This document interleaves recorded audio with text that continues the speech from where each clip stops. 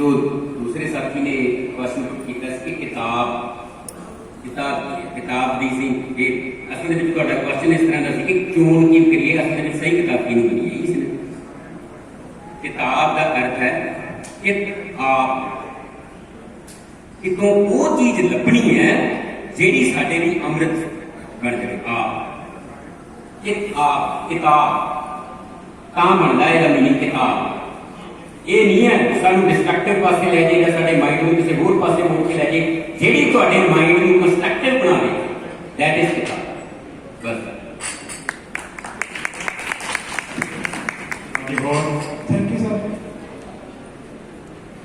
हाँ जी, आज जी डॉक्टर गुरतेज ने बेसिकली चर्चा की वो इस किताब की है चंगे विद्यार्थी की सिरजना। ये असी 250 किताब खरीदी सी दिसंबर के जो फंक्शन करवाया बच्चों कुछ दूसरे जोड़े हाजरीन से उन्होंने एक किताब दी गई सी। मेरा जो निजी हिसाब के आए थे समा भी कट के आए थे पैसे का खर्चा भी करके आए। तो इस करके प्लीज इन दोनों वेस्ट ना आप करिए, गल सुनने की कोशिश करिए। मैं इस किताब का एक अक्षर पढ़ने तो बाद एक किताब सिलेक्ट की सी कि वध तो वध लोगों को दी जाए तो पढ़ाई जाए। ये विद्यार्थियों ने बहुत अहम किताब है, मापिया ने वो तो भी ज़्यादा अहम किताब है, अध्यापकों ने भी ये जी बहुत ज़्यादा अहमियत है। ये जी मेरे वर्गे बंदे लिए भी जो कुछ भी नहीं करता अहमी है वो भी यही अहमियत है। एक अक्षर पढ़ने वाला। कल मैं ये बारे विचार कर रहा सी कि सानू घट्टो घट्ट 6 महीनों एक बार ये किताब जरूर पढ़नी चाहिए। ये नहीं कि एक बार पढ़ ली किताब डॉक्टर अंबेडकर साहब से इन्ना लिटरेचर का इनिया किताबा लिखी जा चुकी कि आप मेरा ख्याल है कि ये तो भी ज़्यादा जी किताबा लिखी जा चुकी। असी यह छोटी जी किताब सिलेक्ट की सी जी मोटे अक्षरों का 100 पेज का किताब है, 120 पेज के गल करनी ठीक है। शुरू करिए। नहीं हो सके इस विषय पर गल करना चाहता तो डॉक्टर अवतार सिंह जी आ जाए अपना वो टॉपिक डिस्कस कर 10 मिनट लाओ।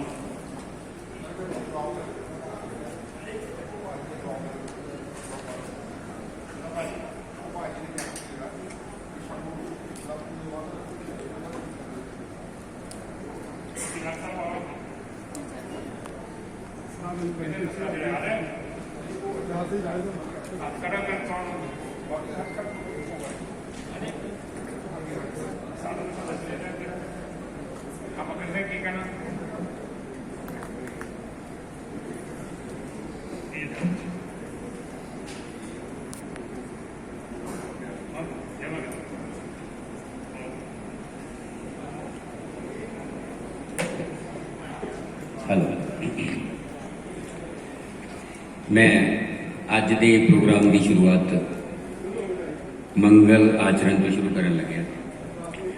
जयता प्रभु शरणागति पूरन हो वैका मुख उजल पद स्यों पदो राख लियो प्रभु लाज राख लियो प्रभु लाज।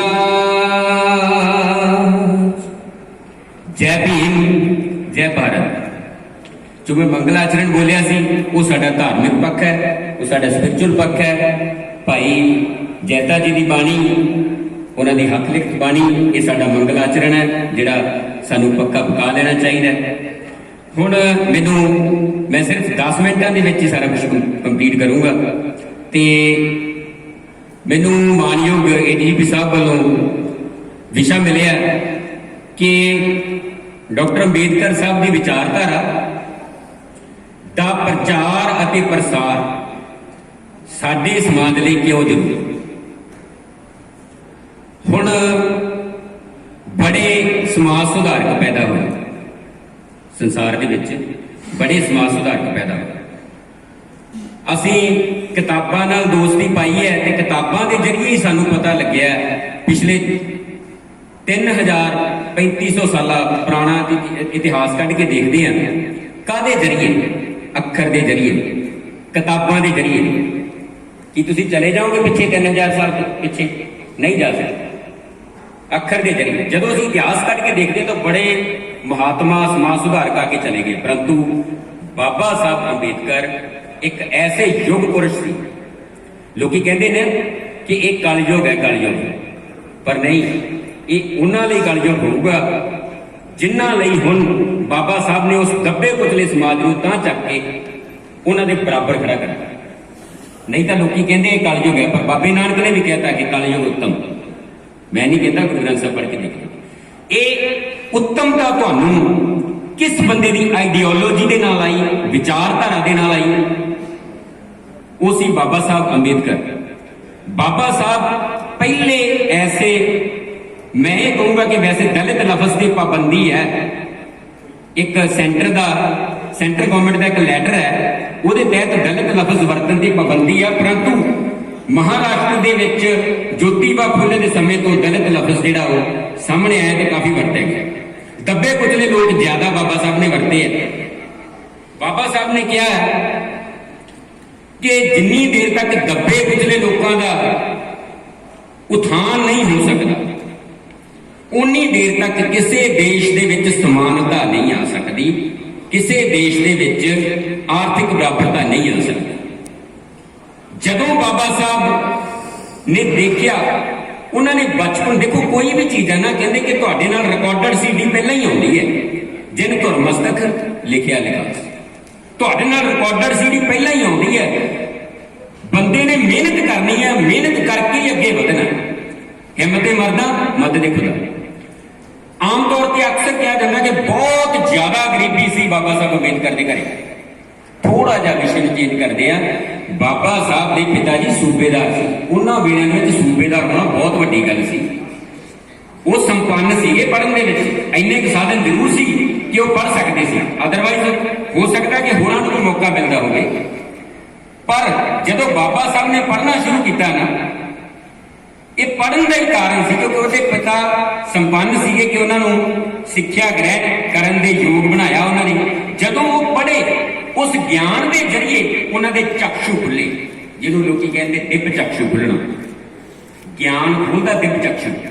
ਜਦੋਂ ਉਹਨਾਂ ਨੇ ਪੜ੍ਹਿਆ, ਵਿਚਾਰਿਆ, ਉਹਨੇ ਦੇਖਿਆ ਕਿ ਰਾਸ਼ਟਰਵਾਦ, ਸਾਮਰਾਜਵਾਦ ਤੇ ਇਨਕਲਾਬ ਤੋਂ ਮੈਂ ਕੀ ਲੈਣਾ? ਜਿਹੜਾ ਮੇਰਾ ਸਮਾਜ ਹੈ ਉਹ ਤਾਂ ਦੱਬਿਆ ਕੁਚਲਿਆ।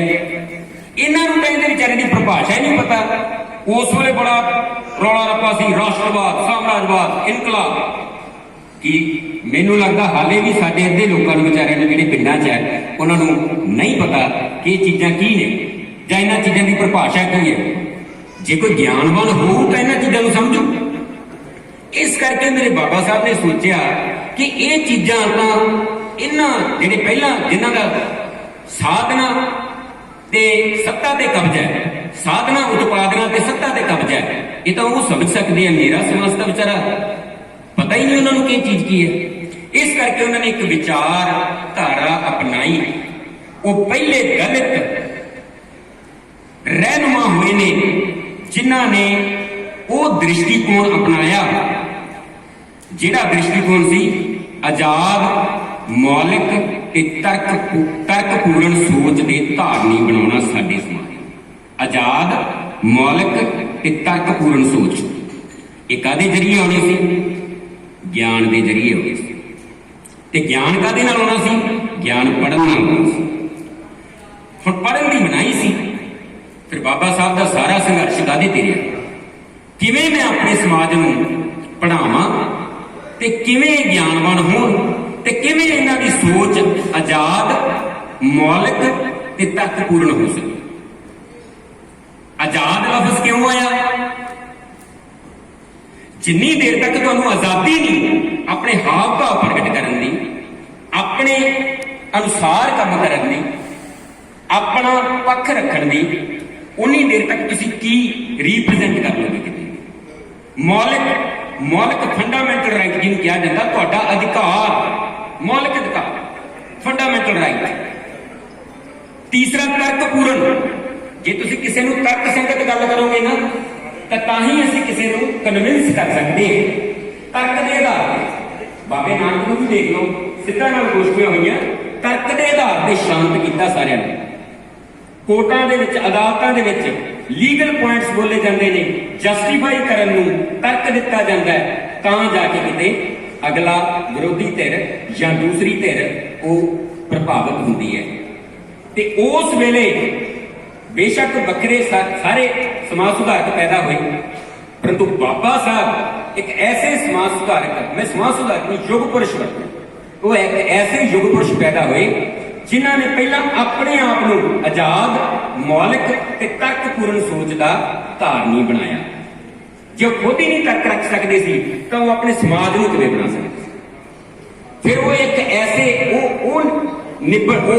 ਨਿਬੜੇ ਐਸੇ ਹੋ ਨਿਬੜੇ ਯੁੱਗ ਪੁਰਸ਼ ਜਿਹੜੇ ਰਾਸ਼ਟਰਵਾਦ, ਸਾਮਰਾਜਵਾਦ ਤੇ ਇਨਕਲਾਬ ਤੋਂ ਦੂਰ, ਆਤਮ ਵਿਸ਼ਵਾਸ ਨਾਲ ਭਰਪੂਰ, ਜਿਨ੍ਹਾਂ ਨੇ ਐਸੇ ਸਮਾਜ ਦੀ ਸਿਰਜਣਾ ਕੀਤੀ ਜਿਨ੍ਹਾਂ ਨੂੰ ਇਹ ਲੋਕ ਦੱਬਿਆ ਕੁਚਲਿਆ ਸਮਝੇ ਸੀ, ਪਰੰਤੂ ਉਸ ਦੱਬੇ ਕੁਚਲੇ ਸਮਾਜ ਦੇ ਵਿੱਚੋਂ ਕਿੱਦਾਂ ਹੀਰੇ ਪੈਦਾ ਕਰੀਦੇ ਆ, ਕਿੱਦਾਂ ਤਰਕਪੂਰਨ ਸੋਚ ਦੇ ਧਾਰਨੀ ਬਣਾ ਕੇ ਇਹਨਾਂ ਅਖੌਤੀ ਤਥਾ ਕਥਿਤ ਉੱਚ ਜਾਤੀਆਂ ਤੋਂ ਅੱਗੇ ਕਰਨਾ, ਉਹਨਾਂ ਨੇ ਸਾਬਤ ਕਰਤਾ। ਦੋਹਾ ਮਾਤਾ ਅੱਜ ਸਾਰੀ ਦੁਨੀਆ ਦੇ ਵਿੱਚ ਬਾਬਾ ਸਾਹਿਬ ਦਾ ਲੋਹਾ ਹੈ।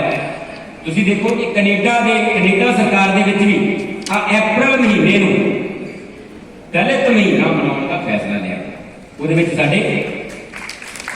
ਸਾਡੀ ਕਵੀ ਸੰਕਰਾਂ ਨੂੰ ਦੱਸ ਦਿੱਤੀ ਗਈ। ਸਭ ਤੋਂ ਪਹਿਲਾਂ ਬਾਬਾ ਸਾਹਿਬ ਭੀਮਰਾਓ ਅੰਬੇਦਕਰ, ਇੱਕ ਇਨਸਾਨ ਨੇ ਪੈਦਾ ਹੋ ਕੇ ਦੁਨੀਆ ਦਾ ਨਕਸ਼ਾ ਬਦਲਤਾ, ਖਾਸ ਕਰਕੇ ਭਾਰਤ ਦਾ ਨਕਸ਼ਾ ਬਦਲਤਾ ਤੇ ਸਮਾਨਤਾ ਤੁਹਾਨੂੰ ਕਿਵੇਂ ਦਿੱਤੀ।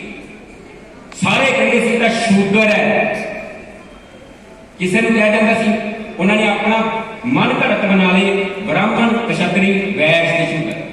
ਜਦਕਿ ਚਾਰੋਂ ਵਰਨ ਜਦ ਤੁਸੀਂ ਵੇਦਾਂ 'ਚ ਵੀ ਦੇਖੋਗੇ ਨਾ ਛੇਤੀ ਮਿਲਦੇ। ਪਿੱਛੋਂ ਅੱਗੋਂ ਆਦੋ ਸਮਿਤੀ, वेद की पुत्री सिमरती भाई शंकर जी की लह है आई, सारी जटिलता खड़ी करके रखी। फिर बाबा साहब ने देखा कि चोट तो धार्मिक लैवल तो बच रही है। धार्मिक लैवल का मतलब साडी मानसिक चोट सानू मानसिक तौर पर कमजोर करता। धर्म एक मानसिक विषय है सज्जनों, धर्म एक ऐसा मानसिक विषय है, धर्म के नाल तुहानू कमजोर भी बनाया जा सकता है ते तुहानू योद्धे भी बनाया जा सकता है। कमजोर बनाया सी मनुवाद ने ते योद्धे बनाया, शेर बनाया गुरु गोबिंद सिंह ने ते बाबा साहब अम्बेडकर ने। जदों उन्होंने देखा कि जिहड़ी एक वर्ण व्यवस्था है उन्हें तो बनाती जमात, सिमरतियां ने उदों भी अगे जटिलता पैदा करती, उन्हें बनाती जात। ते फिर बाबा साहब का दृष्टिकोण की सी, जात ते जमात तो मुक्ति, जात ते जमात तो मुक्ति दवा के समानता लियाना ही मेरी जिंदगी का मुख्य मनोरथ है। इसी बाबा साहब अंबेडकर जी असली विचार कर उन्होंने फिर तुहाडे सामने उस अपनी सारी जिंदगी के स्ट्रगल नूं एक मैनीफेस्टेशन दिता, प्रगटावा दिता, लिखती प्रगटावा दिता। उस ही लिखती प्रगटावा the Constitution of India, the largest democratic writing script, संविधान, भारत का संविधान, ये उन्होंने सारे स्ट्रगल का राइटिंग मैनीफेस्टेशन है जिन्हें थोड़ी समानता दी। समानता हम देखो समानता की, क्योंकि अक्सर मैनू लगता पता नहीं जे कल ऐसी समाज की गल्लां कर ली तो पता नहीं विद्वाना ने लिखा कि 6000 को 6743 कोई लिखता कोई किनियां लिखता बिजनेस भी इनियां जाता है। 4 बेसिक जमातां जिन्होंने वर्ग कहता, ब्राह्मण, क्षत्रिय, वैश्य, शूद्र, वर्ग, फिर जातां तो अनगिनत हो गई। इन्हां सारियां चीज़ों को नलीफाई करके पूरी तरह इन्हां चीज़ों को खात्मा करके बाबा साहब ने एक वर्ड देता, समानता वास्ते एक वर्ड दिता की दिता जिवें मानयोग सोता साहब ने कहा प्रीएम्बल नूं रट्टा ला लो जदों रट्टा ला लिया फिर उन्होंने देखियो कि वो की कहता प्रीएम्बल तुहानूं फर्स्ट लाइन एक लाइन दे विच इन्वेट बाबा साहब ने सारा प्रीएम्बल शुरू ही उस लाइन तो किया we the people of India we the people of India हुण देखो उन्होंने कहता कि असीं भारती हाँ असीं भारती की नाम देता तुहानूं असीं भारती चक्का सारा कुछ ब्राह्मण क्षत्रिय वैश्य शूद्र जाता पाता सब खत्म कर दिया हुण की है तुसीं भारती वन वर्ड देता तुहानूं भारती एक प्लेटफॉर्म ते खड़े करता तुहानूं भारती बनाता अज असीं भारत दे नागरिक हैं first class citizen of India ते फिर साडे हक उन्ने सुरक्षित है जिन्ने इन्हां अखौती वर्गां ते जमातां ने अपने हिसाब नाल इन्हां जमातां ते जातां ने अखौती जातां जमातां बना के अपने हक सुरक्षित कीते सी। ये सी उस महान पुरुष की घालना जिहड़ी युगा युगांतरां तो पिछे तुसीं पढ़ के देख लो वैसे तो ये मिथिहास सी परंतु अक्सर जानिया जाता कि 4 युग सी सतयुग त्रेता द्वापर ते कलयुग पर तुसीं पिछे पढ़ के देख लो सज्जनों कित्थे तुहानूं समानता मिली कलयुग च ते बाबे साहब ने बाबा गुरु नानक साहब ने तारीफ की पहला ही कि कलयुग उत्तम ते कलयुग यही है इदों पहला की सी साडे हाल आ तुसीं इन्हां स्टेजां ते बैठ सकदे सी साडे ऑफिसर अज जिहड़े डेमोक्रेटिक जिहड़े बड़े बड़े अहुदे आ राष्ट्रपति अहुदे दा फर्स्ट सिटीजन ऑफ इंडिया राष्ट्रपति उस अहुदे तक किवें पहुंचिया एक दलित एक दबिया कुचलिया due to the constitutional provisions written by only and only Baba Saheb Ambedkar. अज भगवंत मान नूं तुसीं वार-वार सुणदे हो कहंदे जी सरकारी दफ्तरां विच 2 ही फोटो लगणगीआं भगत सिंह जी दी ते डॉक्टर अंबेडकर जी।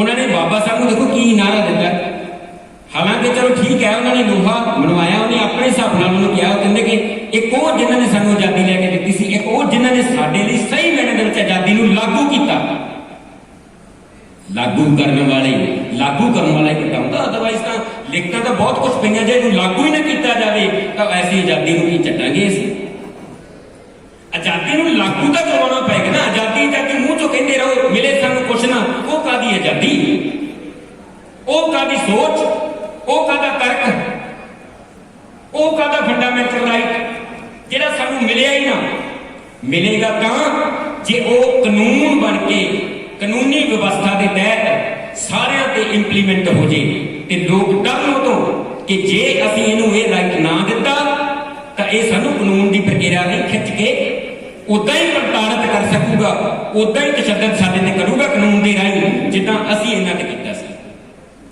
देखो किड्डी तकड़ी थोनू हुण तुसीं अक्सर लोकी बड़ा कह दिंदे कि यार SC/ST एक्ट का लोग दुरुपयोग करते हैं। SC/ST एक्ट एडी जबरदस्त प्रोविजन है लीगल प्रोविजन है जिहड़ा ब्रह्मस्त्र है वो ऐसा स्पैशल एक्ट है जिहड़ा इन्नियां सख्त प्रोविजन है जो सही मायने में इंप्लीमेंट किया जाए तो किसी नाल तशद्दद हो ही नहीं सकता। परंतु मेरे समाज जिवें आपां गल कीती बाबा साहब की आइडियोलॉजी के प्रचार के प्रसार परंतु हाले भी बाबा साहब की आइडियोलॉजी का प्रचार ही नहीं होया प्रसार तो बात की गल प्रचार क्यों नहीं होया क्योंकि असीं वो रूह नहीं फूक सके अपने आप की जिहड़ी बाबा साहब कह के गए सी एंड पे आके वो भी अपने लास्ट भाषण कह के गए सी मैनू मेरे समाज के पढ़े लिखे लोगों ने धोखा दिता और मैनू बड़ी खुशी है अज कि ये डायनेमिक ग्रुप ऑफ रंगरेटास की कितनी जबरदस्त सोच है कि जेडे स्टूडेंट्स जेडे साडे अगे हुण जाणगे ना पढ़ लिख के जिन्हां ने साडे देश का फ्यूचर बनना साडी कौम का फ्यूचर बनना उन्हां दे मनां दे विच बाबा साहब अंबेडकर की विचारधारा का हुणे ये जिहड़ा प्रभाव बना रहे हैं। यह है अज की स्टूडेंट इंटरैक्शन का मुख्य मकसद। प्रचार किन्ने बैठे हो तुसीं जदों तुसीं जिथे जिथे भी जाओगे अपने नाल दे 10 नूं 20 नूं 30 नूं दसोगे एक बड़ा काफला बन जूगा बाबा साहब अंबेडकर की जिहड़ी हाले तक आइडियोलॉजी असीं विसार हौली हौली विसारते जा रहे हैं। जिवें वीर ने क्वेश्चन किया सी किताबां असीं होर ही पढ़ते जा रहे हैं परंतु तुहानूं पता कि बाबा साहब अंबेडकर ने कितनी किताबां लिखीਆਂ मैं जरा थोड़ी जी झात मरवाऊंगा। बाबा साहब ने बहुत वधिया किताबां लिखियां ने, द कास्ट इन इंडिया, अंग्रेजी च बोलूंगा, अंग्रेजी भी तो सानू पढ़नी पैनी है। मैं आर्टिकल लिखिया, कहते तुसीं अंग्रेजी च आर्टिकल लिखिया, साडे समाज नूं समझ नहीं आउंदा। मैं उन्होंने आंसर दिता कि सज्जनों, जदों बाबा साहब अंबेडकर ने अंग्रेजी च संविधान लिखिया सी ना, उदों तो साडा साखर अनुपात ही कुछ नहीं सी कि असीं अंग्रेजी तो हुण दूर भजदे रहांगे। ਉਹ ਪੜ੍ਹਨਾ ਪਊਗਾ ਯਾਰ ਸਾਨੂੰ। ਅੰਗਰੇਜ਼ੀ ਕਿੰਨੀ ਵੱਡੀ ਗੱਲ। ਬਾਬਾ ਸਾਹਿਬ ਦੇ ਸਪੂਤਾਂ ਵਾਸਤੇ ਅੰਗਰੇਜ਼ੀ ਕੀ ਹੈ? ਅੱਜ ਕਿੰਨੇ ਸਾਡੇ ਆਫੀਸਰ ਸਾਹਿਬਾਨ ਬੈਠੇ ਨੇ, ਅੰਗਰੇਜ਼ੀ ਨੱਚਦੀ ਹੈ ਇਹਨਾਂ ਦੇ ਸਾਹਮਣੇ, ਤੁਹਾਡੇ ਸਾਹਮਣੇ ਵੀ ਨੱਚੂਗੀ, ਡਜ਼ਨਟ ਮੈਟਰ। ਸੋ ਪਹਿਲੀ ਕਿਤਾਬ ਬਾਬਾ ਸਾਹਿਬ ਦੀ, ਦ ਕਾਸਟ ਇਨ ਇੰਡੀਆ।